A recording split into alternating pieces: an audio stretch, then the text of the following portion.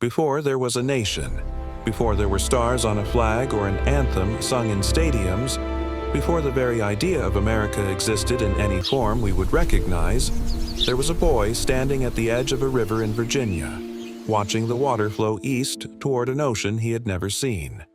He was 11 years old. His father had just died. This moment, this precise intersection of grief and uncertainty in 1743, would shape everything that followed, not because it broke him, but because of what he decided to become in the shadow of that loss. The boy's name was George Washington, and the story of how a young man from the Virginia frontier became the architect of the world's most powerful democracy is not the story we've been told. It's stranger, more human, and far more unlikely than the marble statues and dollar bills would have us believe. History has given us a Washington carved from stone, untouchable and remote, a figure so mythologized that he barely seems human at all. We know the legend, the cherry tree, the wooden teeth, the general who couldn't tell a lie, the father of a country rendered so perfect he becomes impossible to understand. But legends are comfortable lies we tell ourselves about complicated truths. They flatten the texture of real life into something we can frame and forget. The truth is more powerful than any myth. The real George Washington was a man who struggled with debt, who craved recognition with an almost desperate hunger, who made catastrophic mistakes that got men killed, who owned human beings and wrestled with that contradiction until the day he died. He was a man who lost more battles than he won, who doubted himself constantly, who had no children of his own but became the father to millions he would never meet. He was impossibly tall in an era of short men, physically powerful, and yet he carried with him a fragility, a deep sensitivity to criticism that haunted him throughout his life. This is the story of how that man, flawed and striving and achingly human, did something no one in history had ever done before. He won a war that couldn't be won. He walked away from absolute power when he could have been king. And in doing so, he created a template for leadership that would echo across centuries. But to understand how he did it, we have to go back to the beginning, to the muddy banks of the Rappahannock River, to a childhood that was anything but privileged, to a young man building himself from fragments and ambition. The Virginia that shaped George Washington was a place of startling contrasts. It was wealthy beyond measure and desperately poor, sophisticated and brutally primitive, a society that spoke of honor and liberty while building its fortune on the backs of enslaved people. The Washingtons were part of the gentry, but barely so, clinging to respectability by their fingernails in a world where social status was everything and the line between prosperity and ruin was razor thin. Augustine Washington, George's father, was a man trying to climb. He had land, he had ambition, he had married well, twice, and he was determined that his children would rise higher than he had. But in 1743, when George was 11, Augustine died suddenly, probably from illness, and everything changed. In an instant, the careful architecture of the family's future collapsed. George, the oldest son of Augustine's second marriage, watched as his inheritance evaporated, as the bulk of the estate went to his much older half-brother Lawrence, as his path forward, which had seemed so clear just days before, suddenly became uncertain. There would be no formal education in England, no training in law, no easy entry into Virginia's planter aristocracy. The money wasn't there. The connections weren't there. George Washington's childhood ended that day, replaced by gnawing awareness that he would have to build himself, that nothing would be given, that every inch of progress would have to be earned through sheer force of will. His mother, Mary Ball Washington, was a complicated woman, demanding and critical, never satisfied, never warm. She was not cruel, but she was hard. Hardened perhaps by the precariousness of her own position as a widow trying to raise children in a society that had little use for women without husbands. George would spend his entire life seeking approval from figures of authority, chasing recognition, trying to prove himself worthy.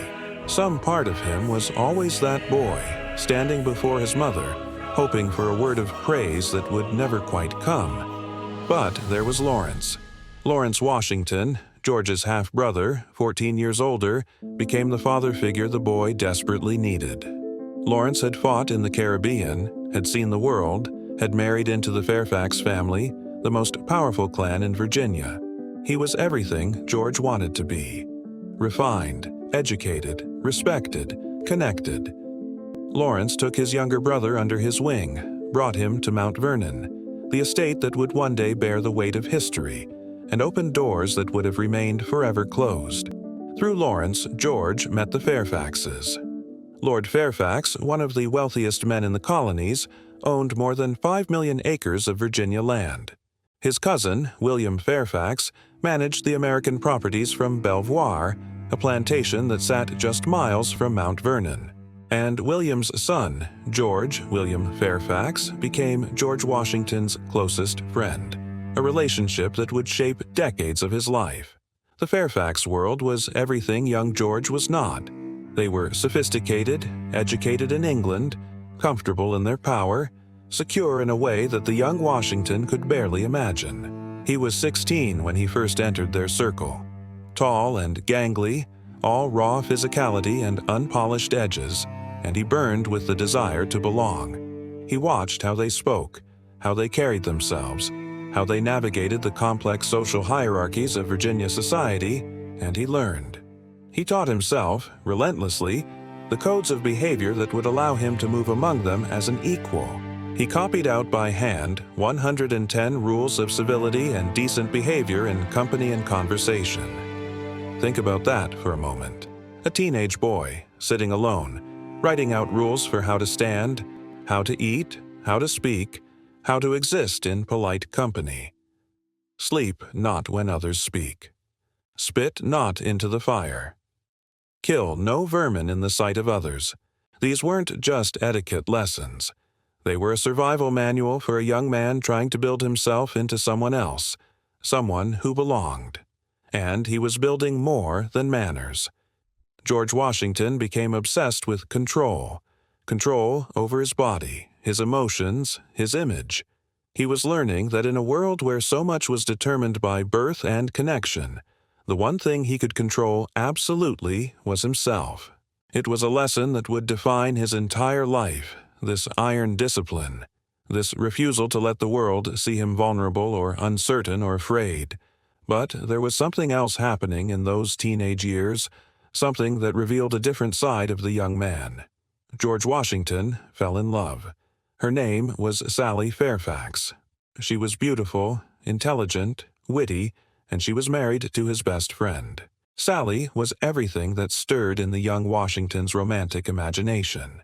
She was sophisticated in ways he wasn't, comfortable in her skin, able to navigate social situations with an ease he envied and desired. And she saw him, truly saw him, in ways that others didn't. They flirted, cautiously at first, then with increasing boldness.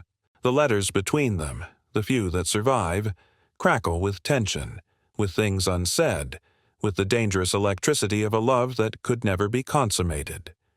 This was Washington's introduction to longing, to wanting something he couldn't have, to the discipline of denial. He would carry Sally Fairfax with him for the rest of his life, writing to her decades later on the eve of his presidency, remembering those happy moments, the happiest of my life, which had been spent in her company. It was a wound that never quite healed, a reminder that even as he gained the world, some things would always remain out of reach. But in 1748, at 16, George Washington had more immediate concerns than unrequited love. He needed to make something of himself. He needed a profession, a path forward, a way to prove his worth, and he found it in the wilderness. Lord Fairfax needed his vast western holdings surveyed. The frontier was opening up, land was wealth, and someone had to map it, measure it, establish the boundaries that would allow it to be sold and settled. It was hard work, dangerous work, the kind of work that refined gentlemen avoided. But for George Washington, it was an opportunity. He learned surveying, taught himself the mathematics and the instruments, the theodolites and compasses and chains. And in March of 1748, he rode west for the first time, crossing the Blue Ridge Mountains into the Shenandoah Valley, into a world that was raw and unformed and utterly unlike the manicured plantations of the Tidewater. This was the making of him. For weeks, Washington lived rough, slept on the ground, ate game killed and cooked over open fires, forded rivers, and pushed through forests that had never seen an axe. He met frontiersmen, traders, Indians, people who existed outside the social structures he had worked so hard to understand. And he discovered something about himself. He was good at this. The physical challenge, the danger, the self-reliance required to survive in the wilderness, it called to something deep in his nature. He saw land as no one else he knew saw it, not just as an abstraction on a map or a source of tobacco revenue, but as a living thing, a force, an opportunity. The frontier was where fortunes were made, where a man without a proper inheritance could build an empire from nothing but sweat and vision. And George Washington developed a hunger for it, for land, that would never be satisfied. He would spend the rest of his life accumulating it, buying it, surveying it, speculating on it, understanding instinctively that land was power, and power was respect, and respect was everything he had been denied. By the time he was 17, Washington was a licensed surveyor, earning good money buying his own land, beginning the long climb toward the respectability he craved. He was 6 feet 2 inches tall, had massive hands and powerful shoulders, and was said to be the strongest man in Virginia. He could ride a horse better than anyone, throw a stone farther, and was developing the physical presence that would, decades later, make him impossible to ignore in any room he entered. But the wilderness gave him more than just a profession. It gave him his first taste of command, his first experience of being responsible for other men's lives, his first understanding of the brutal reality that existed beyond the comfortable boundaries of civilization. The frontier was where 3 empires, British, French, and the vast confederacies of native nations, met and clashed. And it was where George Washington would get his education in war. In 1751, Lawrence Washington fell ill. Tuberculosis, the disease was called consumption then, was eating him alive. In desperation, Lawrence decided to try the healing climate of Barbados, and he asked George to accompany him. It was the only time in his life that George Washington would leave the American continent. He was 19 years old. They sailed for 6 weeks across the Atlantic, arriving in November at a tropical island that seemed to exist in a different world entirely. Washington kept a diary of the journey, noting everything with the careful precision that would mark all his written work. The fortifications of Bridgetown, the layout of the plantations, the efficiency of the sugar production, but also the casual brutality of slavery on a scale he had never witnessed.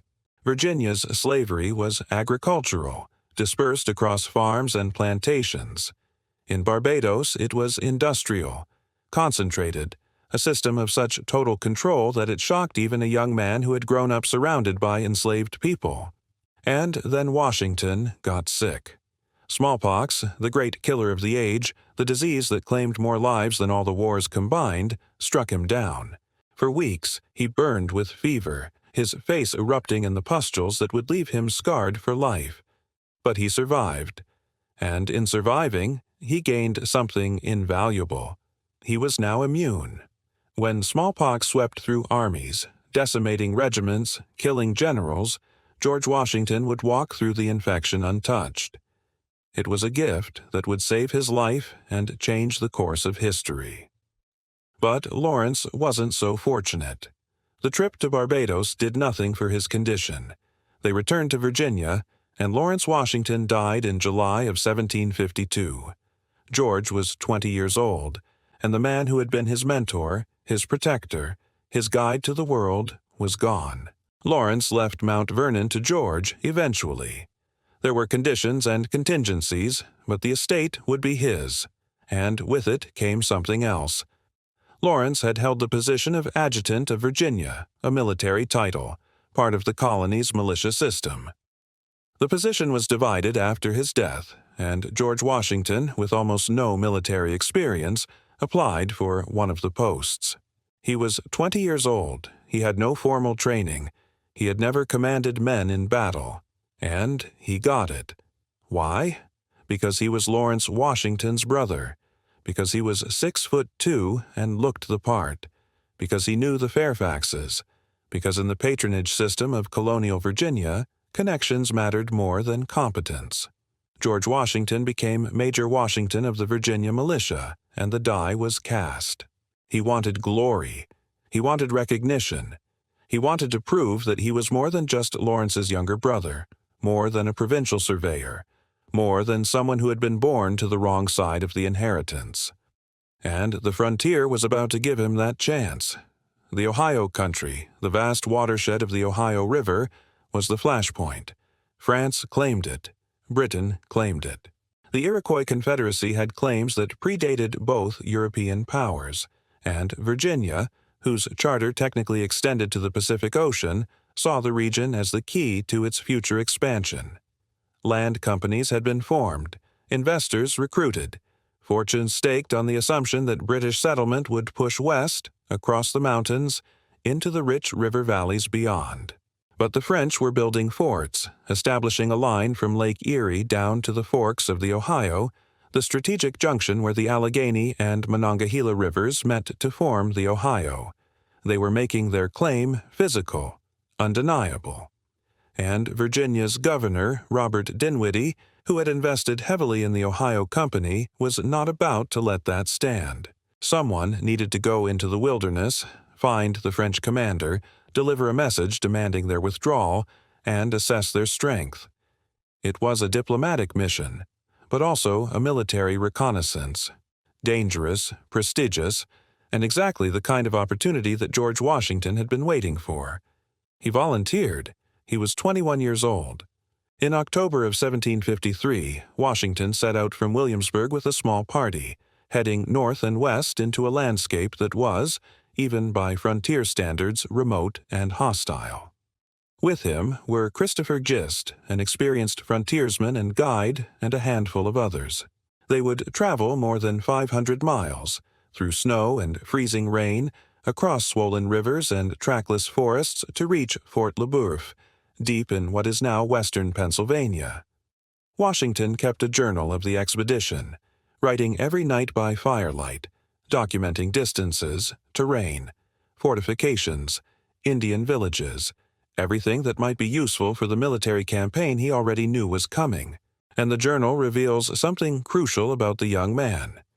He was brave to the point of recklessness, driving forward when more experienced men counseled caution. He was ambitious, carefully noting opportunities for his own advancement. And he was learning, absorbing lessons about wilderness travel, about dealing with native allies and enemies, about the gap between theory and practice when it came to war.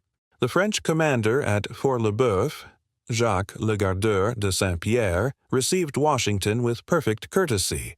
He read the message from Governor Dinwiddie, which demanded French withdrawal from British territory, and he responded with equally perfect courtesy that no, France would not be withdrawing. The Ohio country was French. It would remain French, and Britain should accept that reality. Washington knew this response would mean war, and he wanted to be part of it. The journey back nearly killed him.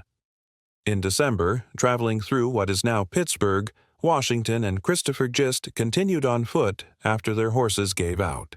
They encountered a native warrior who fired at them from close range and missed. They built a raft to cross the Allegheny River, but it broke apart in the ice-choked current. Washington was thrown into the freezing water, saved himself by grabbing a log, and spent the night on an island in the middle of the river, wet clothes freezing to his body, surviving only because the temperature dropped enough overnight to freeze the river solid, allowing them to walk across the ice the next morning. He should have died. Many men would have. But George Washington made it back to Williamsburg in January of 1754, delivered his report, and watched as Governor Dinwiddie prepared for war. The journal of Washington's expedition was published, distributed throughout the colonies, and sent to London.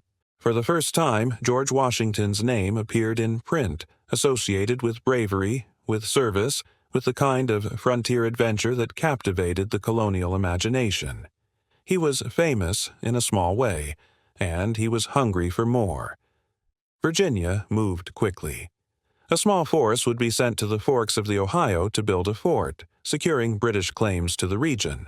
And George Washington, now promoted to lieutenant colonel, would follow with reinforcements. He was 22 years old, and he was about to start a world war. The mistake happened at dawn on May 28, 1754, in a place called Jumonville Glen. It would be George Washington's first taste of combat, and it would change everything. Washington had been marching his small force of Virginia militia west for weeks, hacking through dense forest, building a road as they went, moving toward the forks of the Ohio where a British fort was supposedly under construction. But the French had gotten there first, demolished the British position, and were now building their own fortification, Fort Duquesne. Washington's mission had already failed before it truly began. Then came word from Tanagrisson, the Seneca leader the British called the Half-King, that a French party was camped nearby. Were they a diplomatic mission? A war party? A scouting force? Washington didn't know, and fatally didn't wait to find out. He gathered 40 men, and with Tanagrisson and a group of warriors, surrounded the French camp in the pre-dawn darkness. What happened next would be disputed for centuries. The French claimed they were a diplomatic party carrying a message, that Washington's men opened fire without warning, that it was a massacre. Washington claimed the French fired first, that it was a legitimate military engagement, that he had merely defended himself against a hostile force. The truth, like so much in war, probably lies somewhere in the chaos between those two narratives. What is certain is this. When the smoke cleared, 10 Frenchmen were dead, including their commander, Ensign Joseph Coulon de Villiers de Jumonville. One of those deaths would haunt the historical record. Tanagrisson, watching Jumonville wounded on the ground, walked up to him, said in French, "You are not yet dead, my father," and split his skull open with a tomahawk, washing his hands in the brain matter. Washington had lost control of the situation. Or perhaps he had never had control at all. He was 22 years old, commanding his first military engagement, and he had just triggered an international incident that would metastasize into a global conflict. The French and Indian War had begun, and within 2 years it would spread to Europe, becoming the 7 Years' War, a conflict that would rage across 4 continents and reshape the world order. In his official report, Washington wrote something that would be quoted, misquoted, and analyzed for generations. He described the fight, the casualties, and then added, almost as an afterthought, "I heard the bullets whistle, and, believe me, there is something charming in the sound." When King George II read that line, he reportedly said, he would not say so if he had been used to hear many. The king was right. Washington's education in the reality of war was about to accelerate dramatically. The French response was swift and overwhelming. Captain Louis Coulon de Villiers, brother of the slain Jumonville, marched from Fort Duquesne with 600 French soldiers and 100 native warriors intent on vengeance. Washington, now reinforced to about 400 men, fell back to a hastily constructed fortification he called Fort Necessity. It was a circular palisade in an open meadow, surrounded by wooded hills, with no access to water and no real defensive advantages. It was, in every military sense, a death trap. On July 3, 1754, the French attacked. Rain poured down, turning the meadow into mud, filling the shallow trenches with water. Washington's men, many of them raw recruits who had never seen combat, huddled behind wet logs while French soldiers and native warriors fired from the tree line. The battle lasted 9 hours. By nightfall, 30 of Washington's men were dead, 70 wounded, and his ammunition was nearly exhausted. The French offered terms.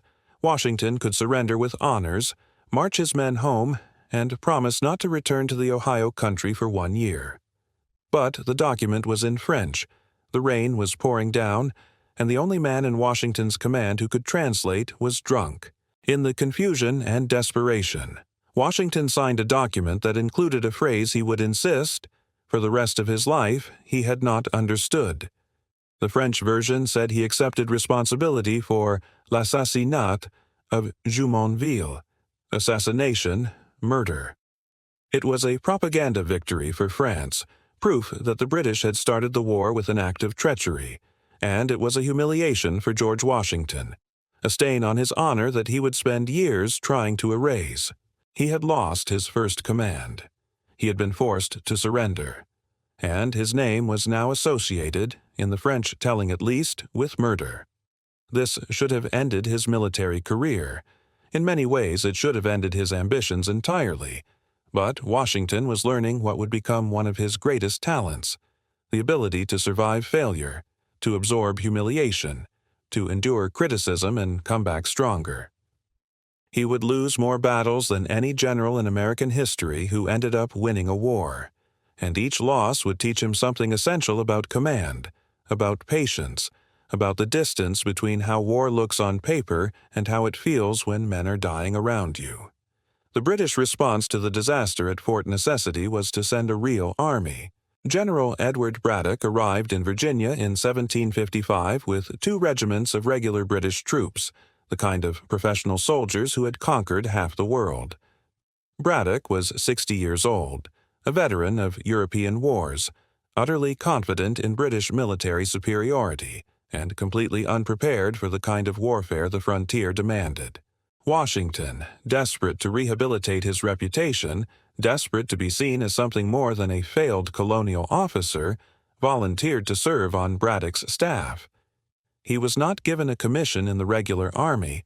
The British didn't hand out such honors to colonials, but he could serve as an aide, learning from professionals, proving his worth. And he did learn, though not the lessons Braddock intended to teach.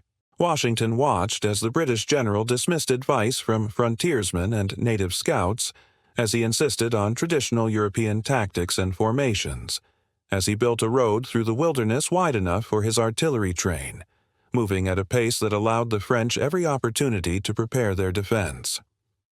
In July of 1755, the British column, nearly 1,400 men, approached Fort Duquesne.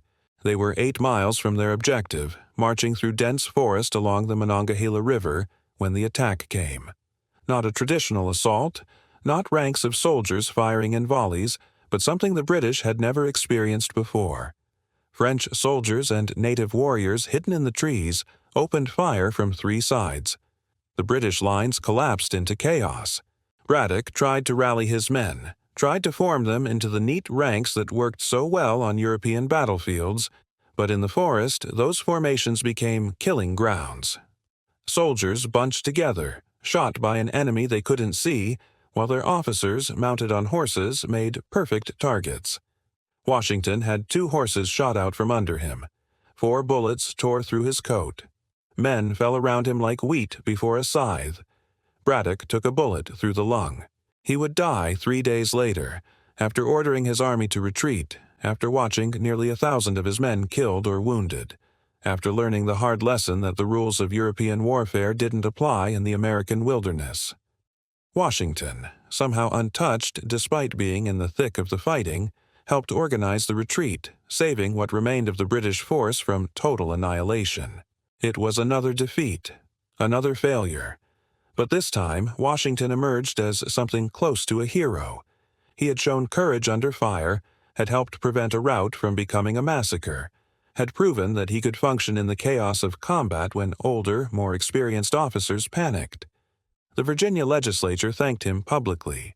The story of his miraculous survival, bullets passing through his clothes but never touching his skin, began to spread. Some said he was protected by divine providence, saved for some greater purpose. Washington was 23 years old, and he was learning that reputation mattered as much as reality, that the story people told about you could be more powerful than what you had actually accomplished. He was also learning something darker. He had seen what happened when an army broke, when order dissolved, when fear took over. He had watched men die badly, screaming, crying for mothers they would never see again. and some part of him hardened, accepting that this was what command meant, that to lead men you had to be willing to watch them die.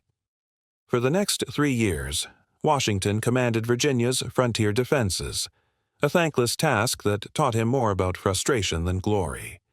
He was responsible for defending 300 miles of border with a force that never exceeded 700 men, most of them poorly trained, poorly equipped, and prone to desertion.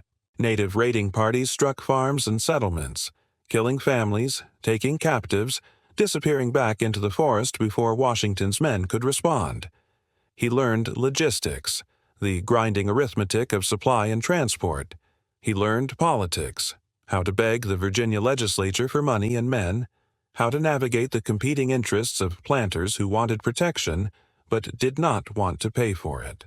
He learned that commanding men meant enforcing discipline, which sometimes meant flogging soldiers until their backs were raw meat, or executing deserters as examples to the others. It was brutal work, far from the glory he had imagined, and through it all, he lobbied for a commission in the British regular army. He wanted that validation, that recognition from the Empire that he was more than just a colonial officer. He wrote letters, pulled strings, called in favors. The commission never came. The British saw colonials as inferior, useful perhaps, but not worthy of true military rank. It was a humiliation that Washington would not forget. By 1758, when the British finally captured Fort Duquesne, Washington had seen enough. He was 26 years old, he had spent 5 years at war, and he had nothing to show for it, but debts, exhaustion, and a growing understanding that the British Empire did not value him the way he valued it. He resigned his commission and went home to Mount Vernon, intending to become what he had been raised to be, a Virginia planter, a gentleman farmer, a man of property and standing. He married Martha Dandridge Custis in January of 1759. She was a wealthy widow, owner of nearly 300 enslaved people and 18,000 acres of land. It was not a love match, not like his feelings for Sally Fairfax, but it was a partnership. Martha was practical, capable, unflappable in a crisis. She gave Washington financial stability and social position, and she brought with her 2 children from her first marriage, Jackie and Patsy, who Washington would raise as his own. For the next 15 years, George Washington played the role of Virginia gentleman with the same intense focus he brought to everything. He managed Mount Vernon obsessively, experimenting with crops, introducing new agricultural techniques, expanding the estate. He bred horses, entertained guests, served in the House of Burgesses, Virginia's colonial legislature. He acquired more land, constantly, obsessively, accumulating tens of thousands of acres throughout Virginia and the Ohio country. Land was wealth, land was power, and Washington wanted both desperately. But something was changing in the relationship between the colonies and Britain.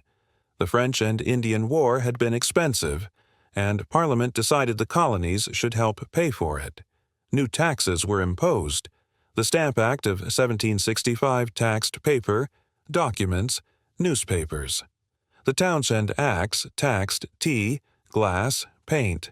British troops were stationed in American cities to enforce compliance, and slowly, reluctantly, George Washington began to realize that the empire he had served, the empire he had nearly died for, saw him and people like him as subjects to be exploited rather than citizens to be respected.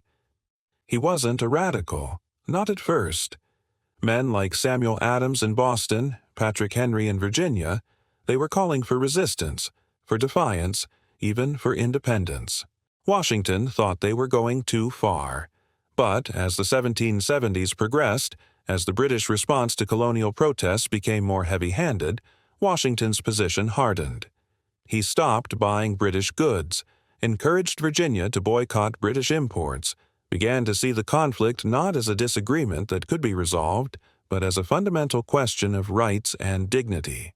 In 1773, when Boston radicals dumped British tea into the harbor, Parliament responded by closing Boston's port and placing Massachusetts under military rule.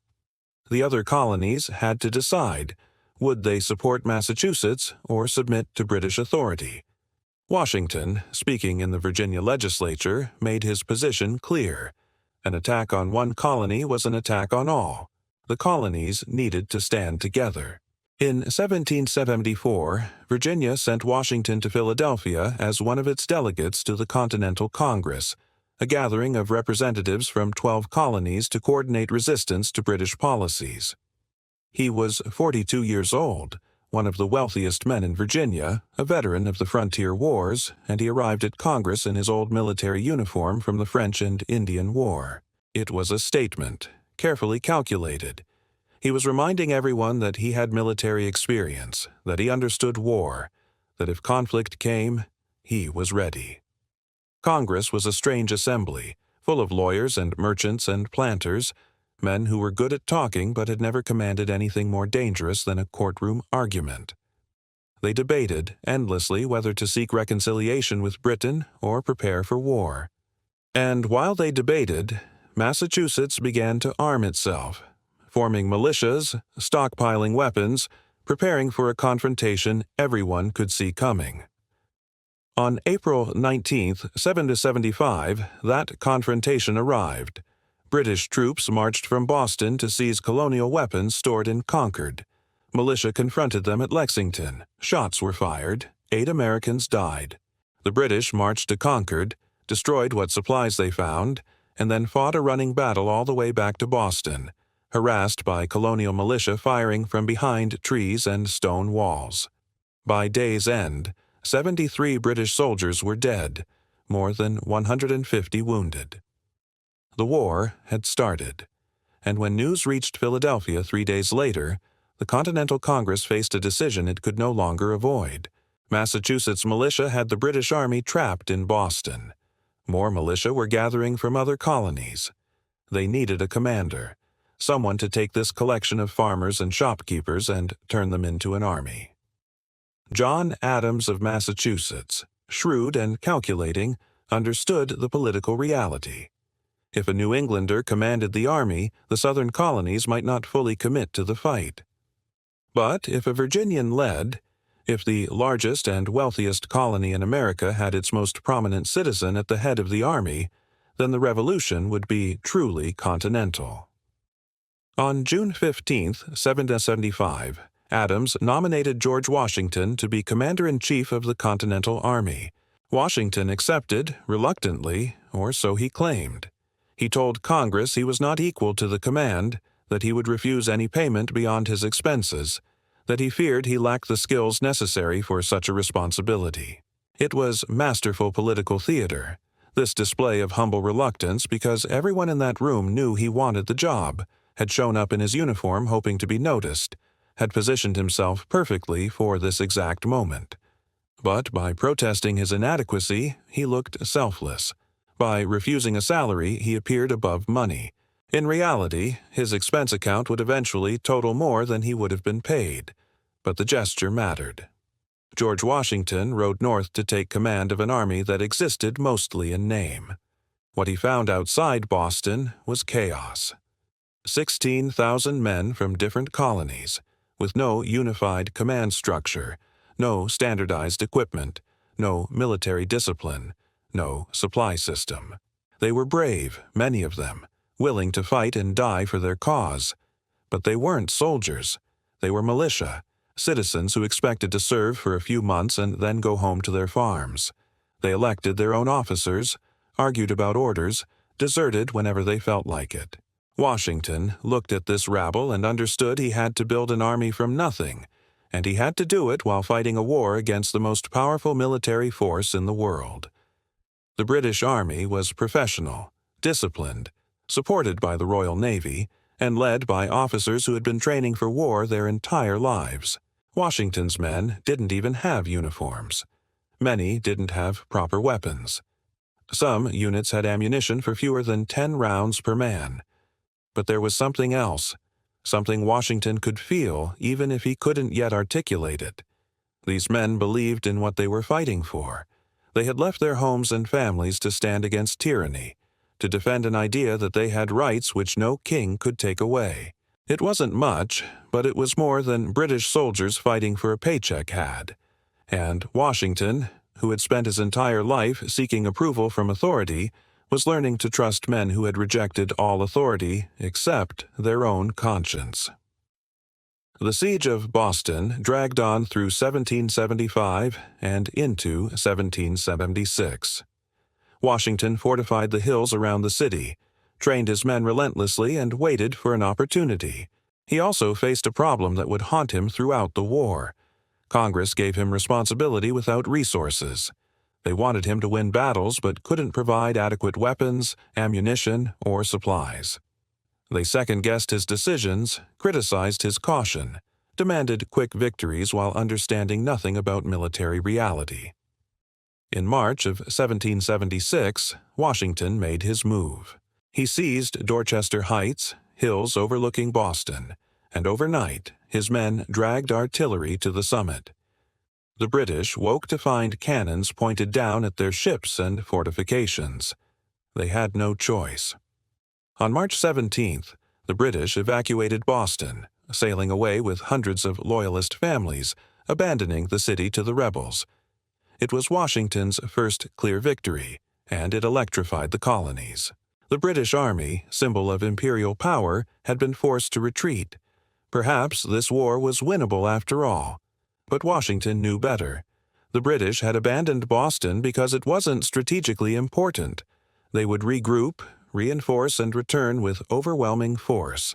And when they came back, they would come to New York, the key to controlling the colonies. New York Harbor was the finest on the Atlantic coast. Whoever controlled New York could split New England from the southern colonies, could move armies up the Hudson River, could use the Royal Navy to dominate the coastline. Washington marched his army south to defend New York, even though he knew it was probably a losing proposition. The city was on an island, surrounded by water, defendable only if you controlled the sea. And the Royal Navy controlled the sea absolutely. But politically, Washington had no choice. He couldn't abandon New York without a fight. Congress wouldn't allow it. The American people wouldn't understand it. In July, while Washington prepared his defenses, Congress made the break official. The Declaration of Independence announced to the world that the colonies were no longer fighting for rights within the British Empire. They were fighting for independence, for the creation of a new nation. The stakes had been raised beyond anything Washington could have imagined 2 years earlier. And then the British came. In August of 1776, the largest expeditional force in British history arrived at New York. 32,000 troops, more than 400 ships commanded by General William Howe and his brother Admiral Richard Howe. They outnumbered Washington's army 2-1. They were better trained, better equipped, better led, and they proceeded to demonstrate, methodically and brutally, the difference between a professional army and amateur enthusiasts. The Battle of Long Island, fought on August 27th, was a disaster. British and Hessian troops, moving in the pre-dawn darkness, flanked Washington's positions, got behind his lines, and crushed the American left wing. More than 1,000 Americans were killed, wounded, or captured. The rest fell back to fortifications in Brooklyn Heights, their backs to the East River, trapped between the British Army and the water. Washington should have lost the war that night. The British could have pressed their attack, overrun the American positions, captured or killed Washington and most of his army. The revolution would have ended 5 months after independence was declared, but General Howe hesitated, decided to wait for artillery, to do things properly and professionally. And that hesitation gave Washington just enough time. On the night of August 29th, in one of the most audacious retreats in military history, Washington evacuated his entire army across the East River to Manhattan. 9,000 men, their artillery, their supplies, transported in small boats through darkness and fog, moving in silence while British sentries stood less than a mile away. By dawn, the entire American army had vanished, saved by seamanship, luck, and a fog bank that hid them at the crucial moment. Would last for months. The British pushed Washington out of Manhattan, crushed his army at the Battle of White Plains, captured Fort Washington and 3,000 American prisoners. Washington fell back across New Jersey, his army dissolving around him as militia deserted, as enlistments expired, as men simply gave up and went home. By December of 1776, Washington had fewer than 3,000 effective troops left. They were starving, many of them barefoot, leaving blood trails in the snow as they marched. The British controlled New York, held most of New Jersey, and had suspended major operations for the winter, confident the rebellion was collapsing on its own. British commanders were sending word back to London that the war would be over by spring, and they were probably right. The Continental Army was dying. Enlistments would expire at the end of December, and most of the men planned to go home. Washington would be left with a skeleton force, unable to defend anything, unable to fight. The revolution was running out of time. Washington understood something in that frozen December that most of his officers didn't. The revolution would not survive waiting. It would not survive caution. If the army dissolved at year's end, if the men went home, there would be no second act. The Continental Congress would scatter, the state governments would negotiate separate peaces with Britain, and the dream of independence would die in the snow of New Jersey. He needed a victory. Not a strategic masterstroke, not a campaign that would drive the British from America, but something simpler and more essential. He needed to prove that his army could still fight, that the cause was not lost, that there was still hope. On Christmas night, 1776, Washington did something that defied every military principle he had been taught. He took his starving, freezing army and ordered them to cross the Delaware River in the middle of an ice storm, march 9 miles through a blizzard, and attack a garrison of Hessian troops in Trenton at dawn. It was desperate, nearly suicidal, the act of a man who had nothing left to lose. The crossing took longer than planned. Ice choked the river. The boats nearly capsized. 2 men froze to death before reaching the far shore. But by 8 in the morning, Washington's men were pouring into Trenton from 2 directions, catching the Hessians completely by surprise. The battle lasted less than an hour. 22 Hessians dead, 90 wounded, nearly 1,000 captured. American casualties: 2 frozen to death, 5 wounded in the fighting. It was a small battle, tactically insignificant, but it changed everything. Washington had proven the Continental Army could still win. Congress authorized new enlistments. Militia began to return. The British, who had been planning their victory parades, suddenly realized they were still at war. Washington followed up 8 days later at Princeton, routing British regulars in a sharp engagement that sent them fleeing back to New York. Then he took his army into winter quarters at Morristown, up in the hills of northern New Jersey, where the British couldn't easily reach them. He had bought time. The question was what he would do with it. The answer was survive. For the next 6 years, Washington fought a war of survival, not conquest. He learned that he couldn't defeat the British in pitched battles. They were too good, too disciplined, too powerful. But he didn't have to defeat them. He just had to keep his army alive, keep it in the field, make the war so expensive and frustrating that eventually Britain would decide independence wasn't worth the cost. It was a strategy of exhaustion, and it required a kind of patience that went against every instinct Washington had. He was a man who craved glory, who wanted to prove himself in battle, who felt the weight of criticism every time he retreated or refused to fight. But he learned to endure it, to make the hard choice to preserve his army rather than risk it, to accept that winning this war meant losing most of the battles. The winter at Valley Forge in 1777-78 became the symbol of that endurance. 20 miles from Philadelphia, which the British occupied in comfort, Washington's army of 11,000 men suffered through months of cold, hunger, and disease in a camp that was more like a death trap than a military installation. 2,000 men died that winter. Hundreds more deserted. Those who stayed did so on half rations, many without shoes or adequate clothing, huddled in crude log huts, watching their friends sicken and die. Washington moved among them constantly, refusing to take comfort while his men suffered, his presence a reminder that they were not forgotten. And something happened in that crucible of misery. The Continental Army, which had been a collection of state militias barely cooperating, began to become something else. A real army. A professional force. Baron von Steuben, a Prussian volunteer, drilled the men relentlessly, teaching them to move as units, to load and fire in formation, to execute the complex maneuvers that European armies had perfected. And when spring came, when the army marched out of Valley Forge, they were transformed. Still outnumbered, still undersupplied, but no longer amateurs. They had survived the worst, and they knew it. The war dragged on. In 1778, France entered on the American side, providing money, ships, and eventually troops.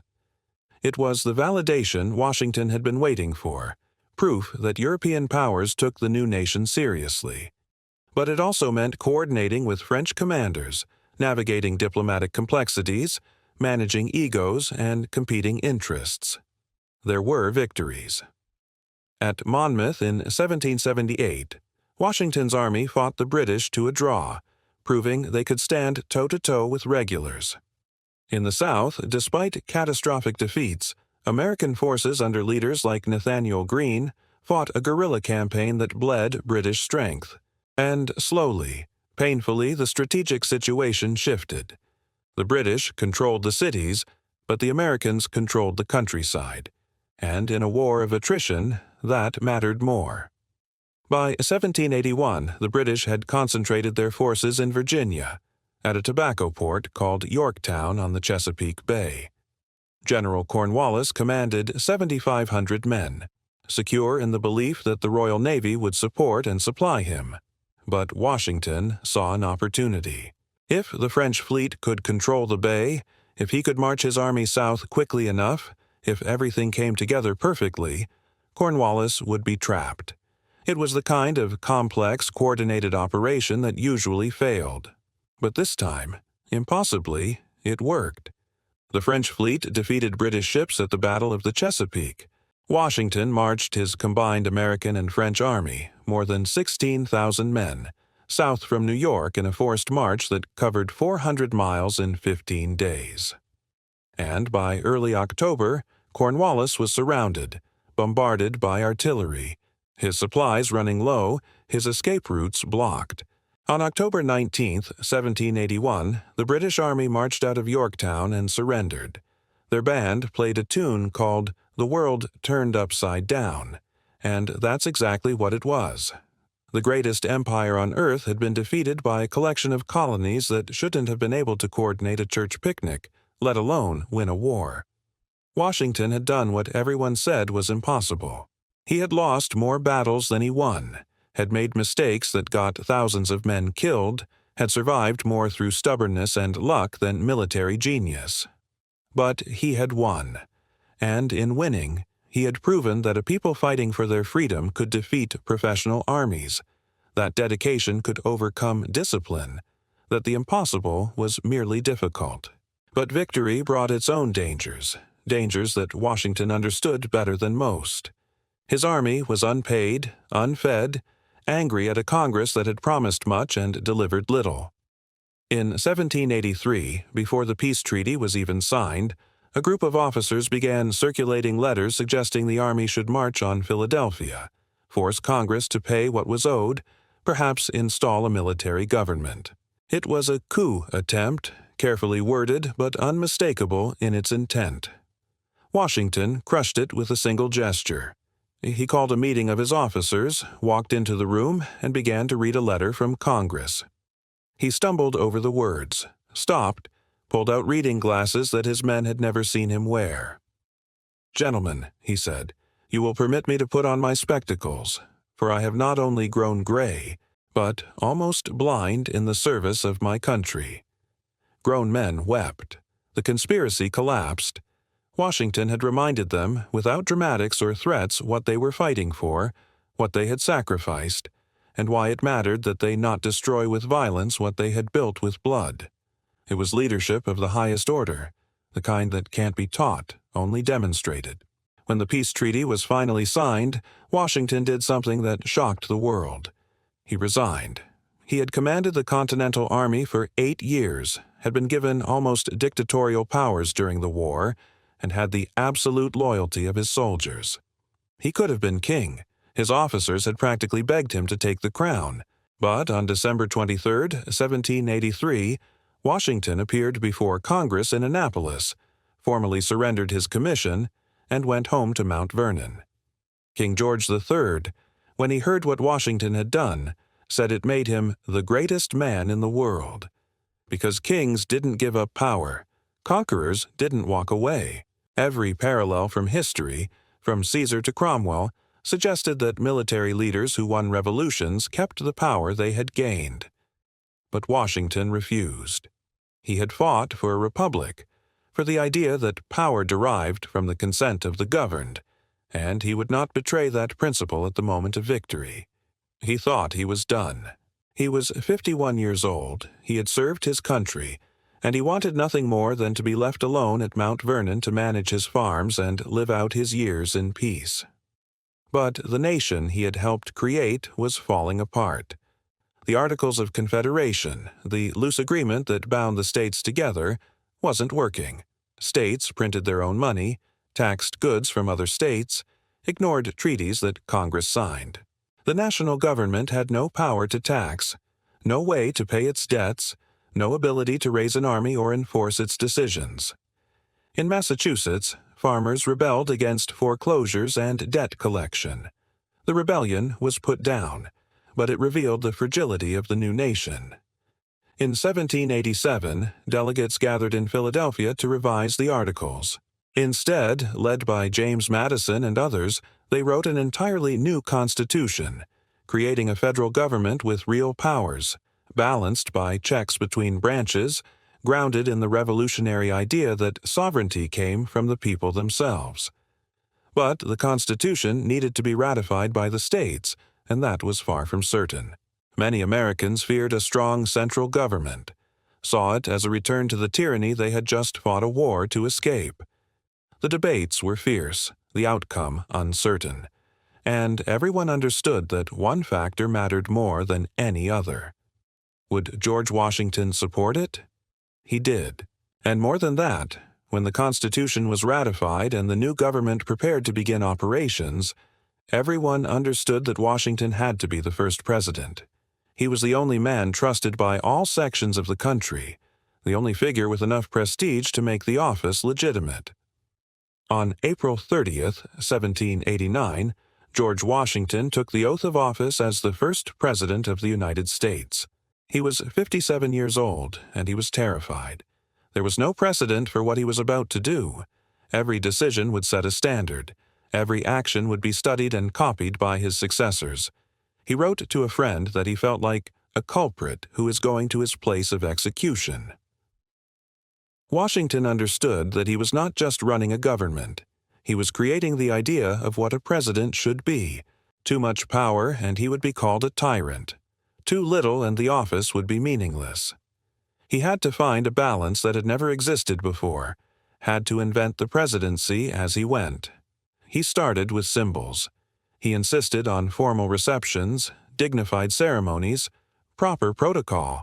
Some criticized him for acting like a king, but Washington understood that the new nation needed dignity, needed to be taken seriously by European powers who expected republican governments to collapse into mob rule. At the same time, he refused a royal title. He was not Your Majesty, or even Your Excellency. He was Mr. President, a term so plain and democratic it seemed almost insulting, until everyone realized that was exactly the point. His cabinet became one of the great assemblies of talent in American history. Thomas Jefferson as Secretary of State, Alexander Hamilton as Secretary of Treasury, Henry Knox at War, Edmund Randolph as Attorney General. These were brilliant, ambitious men with radically different visions for the country, and they fought constantly.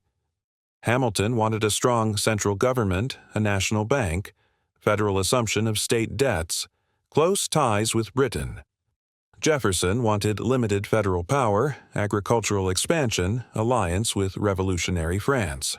The arguments became vicious, personal, threatening to tear the young nation apart before it had barely begun, and Washington stood in the middle, trying to balance their competing visions, trying to hold together a government that was still figuring out how to function. He hated the conflict, hated the emergence of political parties which he saw as factions that would destroy unity. But he managed it, kept both men in his cabinet far longer than anyone thought possible, used their disagreements to ensure all perspectives were heard. His 8 years as president established patterns that endure to this day. The president controlled foreign policy but needed Senate approval for treaties. The president could veto legislation, but Congress could override. The president appointed judges and cabinet members, but the Senate had to confirm them. It was a constant negotiation, a system designed to prevent any branch from becoming too powerful. Washington also established the two-term tradition. After 8 years, exhausted and under constant attack from a partisan press that accused him of everything from being a secret monarchist to being senile, Washington refused to run for a third term. He could have won easily. The office was his for life if he wanted it, but he didn't want it. He wanted to prove that in America, power transferred peacefully, that leaders stepped down, that no one was indispensable. His farewell address, published in September 1796, was his final gift to the nation. He warned against permanent foreign alliances, against the dangers of political parties, against sectionalism and disunity. He urged Americans to cherish their Constitution, to remember that their strength came from unity, that the experiment of self-government would only work if each generation recommitted to its principles. And then he went home to Mount Vernon. Again. This time, for good. He had 2.5 years left.